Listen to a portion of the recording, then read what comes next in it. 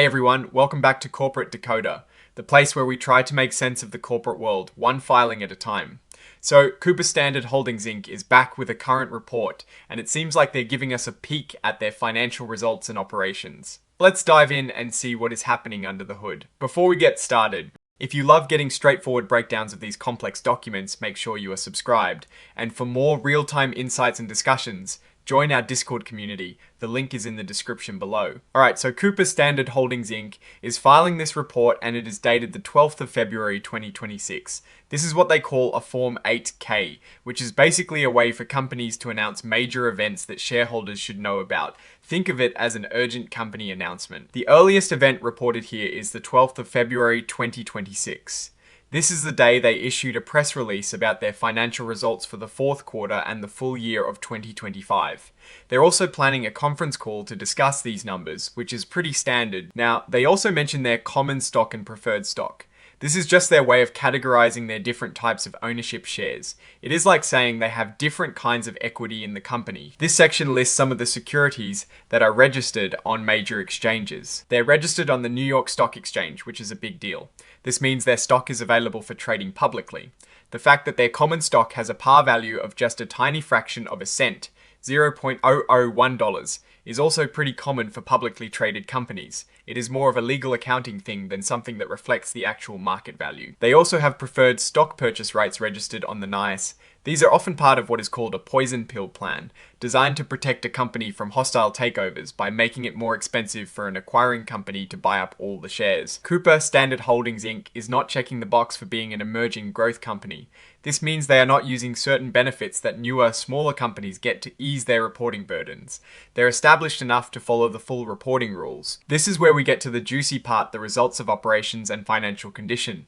On the 12th of February 2026, Cooper Standard Holdings Inc., which they refer to as the company, put out a press release. This release is all about their performance for the fourth quarter and the whole year that ended on the 31st of December. 2025. The actual press release is attached as Exhibit 99, and we'll be looking at the information contained within it. This exhibit tells us how the company did financially, covering their sales, profits, and all that good stuff. And then there is Exhibit 104, which is the cover page of this report formatted in a special way called Inline XBRL. Basically, XBRL is a digital language for financial reporting that makes it easier for computers to read and analyze financial data.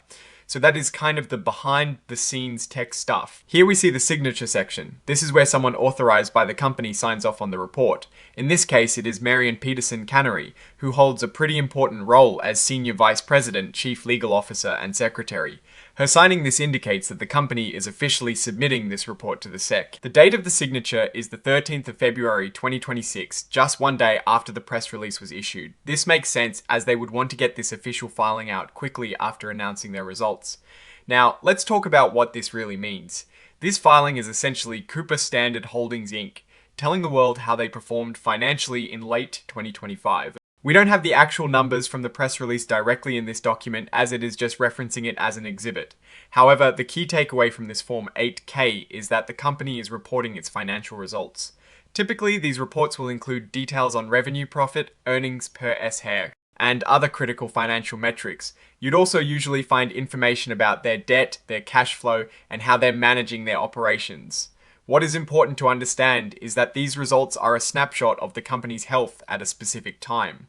When we look at these numbers, we're trying to gauge the company's performance, its ability to generate profits, and its overall stability. Are they growing? Are they shrinking? Are they managing their costs effectively? These are the big questions that a financial report like this helps us answer. When a company reports its results, investors, analysts, and even competitors scrutinize these numbers very closely. A strong report can boost investor confidence, leading to a higher stock price. Conversely, a weak report can signal problems, causing the stock price to fall.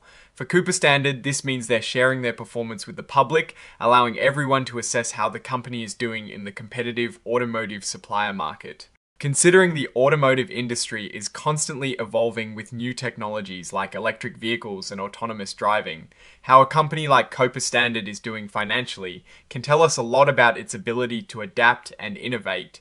Are they investing in the future? Are they facing challenges from new players or changing consumer demands? The financial results will offer clues.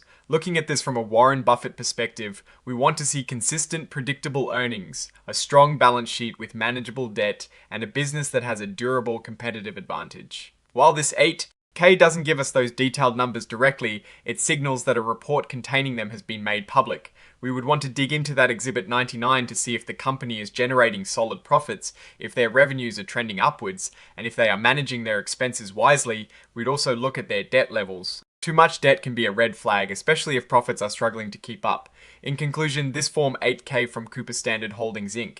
is a notification that they have released their financial results. The real meat of the information, the actual financial numbers, is in the press release they've referenced. Without seeing that press release, it is hard to give a definitive opinion on their performance. However, the filing itself tells us that the company is engaging in its standard reporting procedures, keeping the market informed about its operational and financial status.